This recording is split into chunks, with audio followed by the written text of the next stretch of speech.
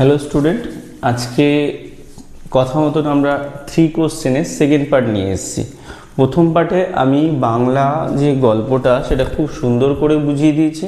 আমার মনে হয় না বাংলা গল্পটা বোঝার পরে মানে যেরকমভাবে বলা হয়েছে কারোর কোনো অসুবিধা থাকবে বা মনে হবে যে এটা খুব কঠিন কবিতা, এই কঠিন কোনো গল্প, শর্ট স্টোরি। তো সেরকম কোনো কিছু মনে হওয়ার কোনো দরকার নেই। এটা একদম সহজ, যেরকমভাবে আমি তখনও বুঝিয়েছিলাম আজকেও সেটা সেরকমই হবে।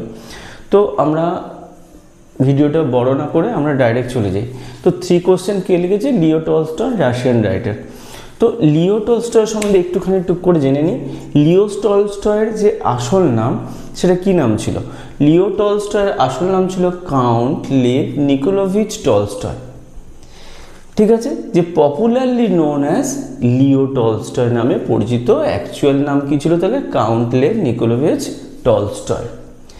হি was world famous Russian novelist, Russian novelist and thinker, novelist and thinker, Russian novelist ছিল এবং থিঙ্কার ছিলেন।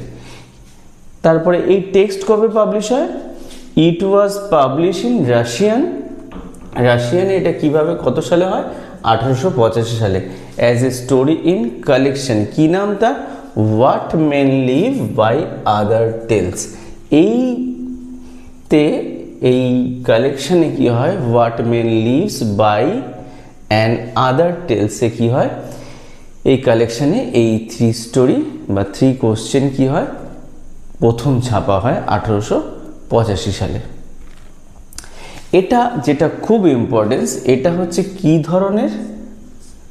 এটা হচ্ছে প্যারাবেল।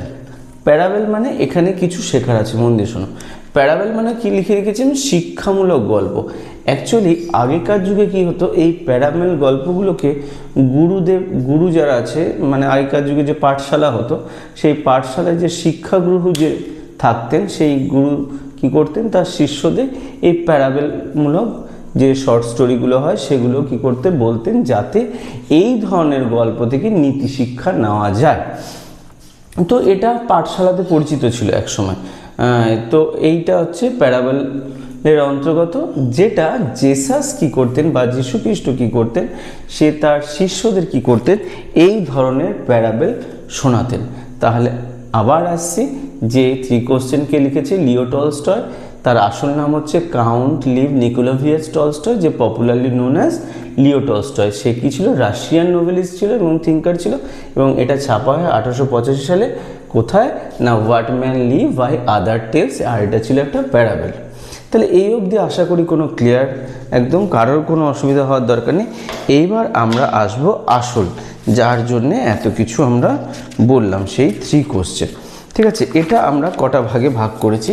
প্রথম যে পার্টটা সেটাকে আমি পার্ট 1 দিচ্ছি। যেরকম আমরা এই চ্যানেল থেকে আমি যেইগুলোই পড়াবো তার প্রথমে একটা ইন্ট্রোডাকশন ক্লাস দেবো, যেটাকে আমি পার্ট 1 ধরছি। তারপর 2, 3, 4 বা 2, 3 এর মধ্যে সীমাবদ্ধ থাকবে।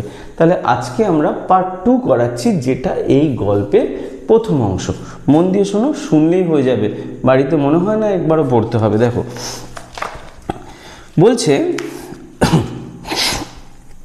ইট once occur to a certain czar, it once occur, একদা এক রাজার কি হলো? মনে হলো। কি মনে হলো? ইফ হি অলওয়েজ নিউ, যদি সে জানতে পারত, the right time to begin everything, কোনো কাজের সঠিক সময় সম্বন্ধে যদি সে জানতে পারত। If he knew who were the right people, যদি সে জানতে পারত তার কাছে রাইট পিপলকে, সঠিক মানুষকে। সারাদিন তো অনেক মানুষের সাথে আমরা সাক্ষাৎ করি, তো তাদের মধ্যে কে আমার কাছে সঠিক মানুষ হবে? কারণ সবাই তো ভালো নয়, তো তাদের মধ্যে কে সঠিক আমি চিনব কী করে? টু লিসেন টু, যার কথা আমি শুনবো। অ্যান্ড হুম টু অ্যাভয়েড, কাকে আমি অ্যাভয়েড করে চলবো। And above all, above all মানে সর্বোপরি। বলছে কার কথা শুনবো? সর্বোপরি। If he always knew who was the most important thing, কী করে সে বুঝবে? ইফ হি অলওয়েজ নিউ, কী করে সে জানবে? What was the most important thing, কোন কাজটা তার কাছে সব থেকে গুরুত্বপূর্ণ। মানে আমরা দৈনন্দিন জীবনে অনেক কাজ করি, কি করে বুঝবো আমার এই কাজটা সব থেকে বেশি গুরুত্বপূর্ণ? টু ডু, যেটা তাকে করতে হবে। হি, যদি সে এই তিনটে প্রশ্নের উত্তর পেয়ে যায়, পরীক্ষায় এই কোশ্চেনটা দেয়, যদি সেই তিনটে প্রশ্নের উত্তর পেয়ে যায় তাহলে কি হবে, কি লেখা আছে, he would never fail in anything, তাহলে সে কোনোদিনও কি হবে না, ব্যর্থ হবে না। হি মাইট আন্ডারটেক, সে যে কাজগুলো সে গ্রহণ করবে, তার মানে বলতে চাইছে কি, সে যদি জানতে পারে সঠিক সময়, সঠিক ব্যক্তি এবং সঠিক কাজ, তাহলে সে জীবনে কোনোদিনও কি হবে না, ব্যর্থ হবে না। এই কারণের জন্যে তার মনেই তিনটে প্রশ্ন কি করেছে, আবির্ভাব ঘটেছে। And this thought having ochre to him, এই চিন্তা কি হলো, তার মাথার মধ্যে এলো। He had it proclaim, proclaim মানে ঘোষণা করা, সে ঘোষণা করলো, কি ঘোষণা করলো, থ্রু আউট হিজ কিংডম, পুরো রাজ্য জুড়ে সে ঘোষণা করলো, that he would give a great reward, সে একটা খুব বড় সড়ো কি করবে, রিওয়ার্ড দেবে, উপহার দেবে, টু এনিওয়ান, যে কোনো কাউকে, যে উত্তর দেবে সেই নিয়ে যাও ডিয়ার লটারি, anyone, who would teach him what was the right time, যে তাকে বলে দেবে রাজাকে সঠিক সময় কোনটা, ফর এভরি অ্যাকশন, কোনো কাজের, and who were the most necessary people, কে রাজার কাছে প্রয়োজনীয় ব্যক্তি, and how he might know, সে কি করে জানতে পারবে, what was the most important thing to do, তার কাছে কোন কাজটা সব থেকে বেশি গুরুত্বপূর্ণ। তাহলে কি হলো, পুরো রাজ্য জুড়ে কি হলো, ঢাক ঢোল পিটিয়ে ঘোষণা হয়ে গেল, শোনো শোনো শোনো, রাজাকে যে এই উত্তরগুলো দিতে পারবে রাজা তাকে অসংখ্য পুরস্কার দেবে। ক্লিয়ার? পরেরটা দেখো, and learned men came to the czar, স্বাভাবিক, যখন প্রাইজ দেবে তো শিক্ষিত ব্যক্তিরা কি করলো, দলে দলে এসে উপস্থিত হলো, কিন্তু দলে দলে কীরকমভাবে, তারা গ্রুপ গ্রুপ করে করে কি করলো, টেবিল আকারে বসলো। কি বলছে, and learned men came to the czar, রাজসভায় কি হলো, শিক্ষিত মানুষদের আবির্ভাব ঘটলো, but they all answer his question differently, কিন্তু হায় একই, তারা প্রত্যেকটা প্রশ্নের উত্তরই আলাদা আলাদা দিল, কেউ একই মত দিল না, প্রত্যেকটা প্রশ্নের উত্তর কী করলো, তারা আলাদা আলাদা দিল, ডিফারেন্টলি দিল। In reply to the first question, আচ্ছা পড়ানোর আগে বলে দিই কি পরীক্ষায় থাকে, তাহলে তিনটে প্রশ্ন কি পরীক্ষায় থাকবে, কেন রাজার তিনটে প্রশ্ন দরকার হয়েছিল এটাও পরীক্ষায় থাকবে। এইবার তোমরা যখন পড়ছো না, আমি সবাইকে তোমাদের বলছি একটা পেন বা পেন্সিল নিয়ে বসো, এই ফার্স্ট কোশ্চেন, সেকেন্ড কোশ্চেন বা থার্ড কোশ্চেনের যে আনসারগুলো, এগুলো বইয়ের মধ্যে ব্যাকেট করে দাও। আমি তোমাকে অ্যাসিওর করছি বইয়ের থেকে ভালো নোটস এই চ্যাপ্টার হবে না, ওই জন্য এই চ্যাপ্টারে যখন পড়াবো বুঝে নাও আর ব্যাকেট করে নাও, এটা 100% এটাই ভালো উত্তর হবে। ঠিক আছে, তাহলে প্রথম যে আমরা পড়ব যে in reply to the first question, এখান থেকে ব্যাকেট শুরু করো। In reply to the first question, প্রথম প্রশ্নের উত্তরে, সাম সেড দ্যাট, কেউ কেউ বলল, two know the right time for every action, যদি রাজাকে কোনো কাজের সঠিক সময় জানতে হয় তাহলে কি করতে হবে, one must drop in advance a table of days, month and year, একজনকে অবশ্যই কি করতে হবে, রাজার জন্যে দিন, মাস, একটা বছরের একটা টেবিল করতে হবে। স্যার মানে বুঝলাম না, মানে আমরা কি করি পরীক্ষার আগে সারা বছর ভুলে যাই, আমরা কি করি, রুটিন নিয়ে বসি না, সোমবার এটা পড়বো দিনের বেলা, রাত্রিবেলা এটা পড়বো, মঙ্গলবার এটা পড়বো, বুধবার এটা পড়বো, কিন্তু হায় যখনই বই নিয়ে বসি তখনই সব ভুলে যাই, কোন দিন কোনটা পড়বো, একটু তো মোবাইলটা ঘেটে নিই, এরকম একটা চিন্তা ভাবনা আসে। ঠিক পরীক্ষার আগে মনে হয় না না সব পড়বো, কিন্তু আমরা রুটিন অনুযায়ী খুব কমই পড়তে পারি।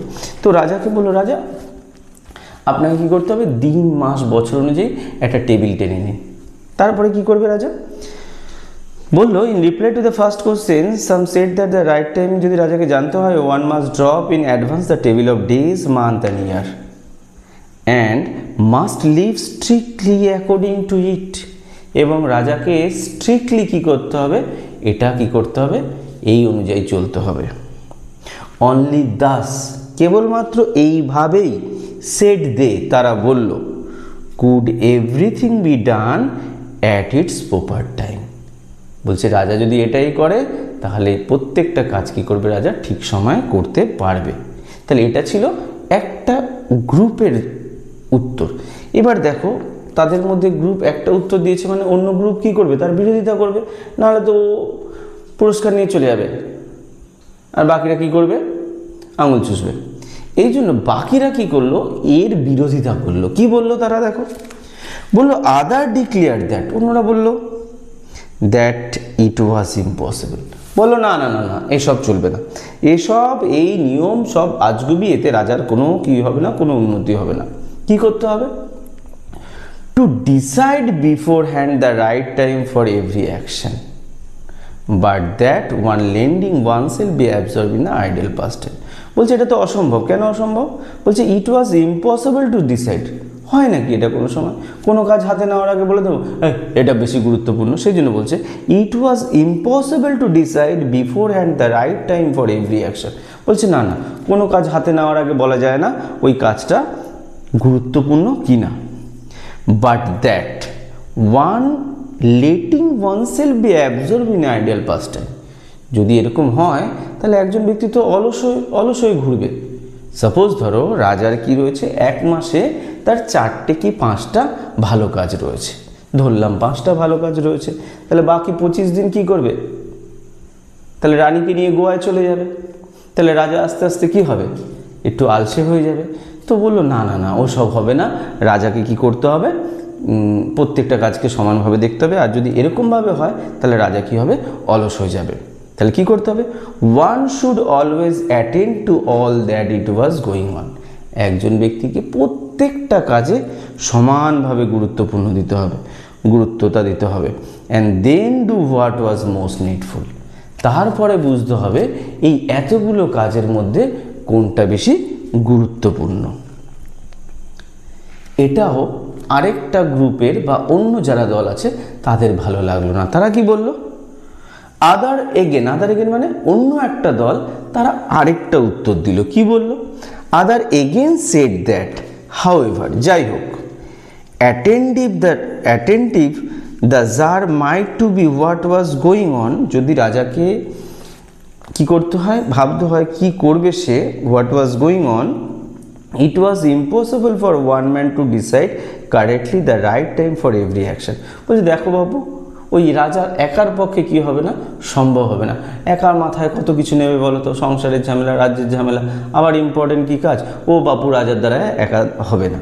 সেই জন্য বলছে it was impossible for one man to decide correctly the right time for every action. তাহলে কি করতে হবে? উপায় বলো। হবে না তো বলে দিলে। উপায় কি আছে বলো? বলছে কি উপায়? But that he should have a council of wise man. বলছে রাজাকে কি করতে হবে? কাউন্সিল অফ ওয়াইজ ম্যান রাখতে হবে। একদল মানে মন্ত্রী পরিষদ যেরকম হয়, সেই মন্ত্রী পরিষদ বা জ্ঞানীগুণী ব্যক্তিদের রাজসভায় রাখতে হবে। Council of wise man, wise মানে জ্ঞানী। হু, তারা কি করবে? Who would help him to fix the proper time for every action.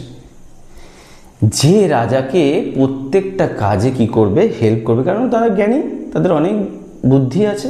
তারা রাজাকে বলে দেবে রাজামশাই আপনার এই কাজটা গুরুত্বপূর্ণ, রাজামশাই ওই কাজটা আপনার গুরুত্বপূর্ণ, রাজামশাই এখন কোনো কাজই গুরুত্বপূর্ণ নয়। এরকম করে তারা কি করবে? হেল্প করবে রাজাকে। ঠিক আছে, বাট এটাও অনেকের কি হলো না, পছন্দ হলো না। কেন পছন্দ হচ্ছে না? কেন? কারণ যদি পছন্দ হয়ে যায় তো রাজাকে কি করতে হবে? পুরস্কার দিতে হবে। তো অন্যরা আবার একটা মত দিল। কি বললো? মত দেওয়ার আগে তাকে তো এই যে মতের বিরোধিতা করতে হবে। কি বলছে দেখো, but then again other said, কি বলল? There was something which could not wait to be laid before the council. বলছে এই কি বলছো? এমন কিছু কিছু কাজ আছে, রাজা কি কাউন্সিলের কাছে যেতে পারবে? সাপোজ ধরো রাত্রিবেলা কি হলো, রাজ্য আক্রমণ করলো, রাজা বিছানা থেকে উঠে বললো এই যাই কাউন্সিলের কাছে দেখি কাউন্সিল কি বলে। ততক্ষণ যেতে যেতে রাজা পকারবো। তো এই জিনিসগুলো কি হবে রে? বললো তারা যে এটা করা যাবে না, কারণ কিছু কিছু জিনিস আছে যেখানে রাজাকে কাউন্সিলের কাছে বাবু যাওয়া যাবে না। কি করতে হবে? But about which one had to at once decided whatever to undertake them or not. At ওয়ান্সই রাজাকে ডিসাইড করতে হবে। কি ডিসাইড করতে হবে? যে সে এই কাজটা করবে কি করবে না। But in order to decide that, যদি এটা ডিসাইড করতে হয়, one must know before hand what was going to happen. তাহলে একজনকে অবশ্যই বুঝতে হবে কোনো কাজ হাতে নেওয়ার আগে কি ঘটতে চলেছে। মানে আগে থেকে ভবিষ্যৎবাণী, এমন একজনকে রাখতে হবে যে আগে থেকে ভবিষ্যৎবাণী করতে পারে। ইট ইজ অনলি ম্যাজিশিয়ান। তাহলে উত্তর দিল কি, বললো দেখো বাবু, একটা ম্যাজিশিয়ানকে ঘাট ধরে ধরে নিয়ে আসো এবং এনে রাজসভায় বসিয়ে রাখো এবং তাকে বলো রাজার কোন কাজটা গুরুত্বপূর্ণ, সে ম্যাজিকের মাধ্যমে বলে দেবে রাজা আপনার এই কাজই গুরুত্বপূর্ণ। ঠিক আছে, it is only the magician who know that, যারা এটা জানে। অ্যান্ড এবং therefore in order to know the right time for every action, এইভাবে প্রত্যেকটা কাজের সঠিক সময় সম্বন্ধে জানা যাবে। তাহলে ওয়ান মাস্ট কনসাল্ট ম্যাজিশিয়ান, একজন ব্যক্তিকে অবশ্যই কি করতে হবে, ম্যাজিশিয়ানের সাথে কনসাল্ট করতে হবে। Equally various were answer the second question, এইভাবে দ্বিতীয় প্রশ্নের উত্তরে অনেকে কি করলো, ভিন্ন ভিন্ন দিল।